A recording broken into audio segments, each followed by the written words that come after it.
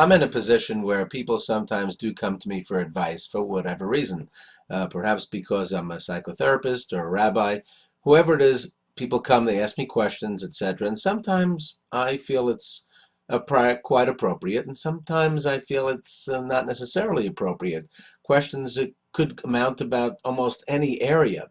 And the question that I have today is, when do you seek the advice of a rabbi, and when not? Our ethics of our fathers in the Mishnah, in the oral law, it tells us, Kenei lecha chaver, aseh lecha rav. It says you should acquire a friend and you should be sure to have a rabbi in your life. But what exactly does that mean? Have a rabbi in your life could just mean, I'd like to know if such a thing is kosher. I'd like to know if something desecrates the Shabbat. I'd like to know how to raise my children. And this year, being that it's a presidential election, and we had a lot of elections even recently in our area here in New York, a lot of people ask their rabbi, whom should I vote for? There's a lot of question about it. Some people say, asking your rabbi whom you should vote for? You don't mix church and state. We don't mix religion and politics. Why are you asking your rabbi who to vote for? And some people say, why not? I mean, it's important. It's an important decision who to vote for. Maybe my rabbi has an opinion about it.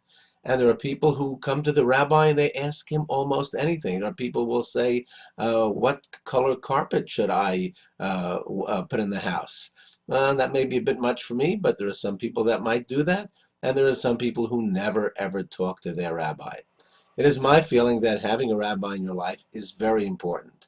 And he sometimes can be very wise and can give you advice that you might not otherwise think of. But there are limitations, I suppose, especially when it comes to politics. Well, maybe that's just your religion.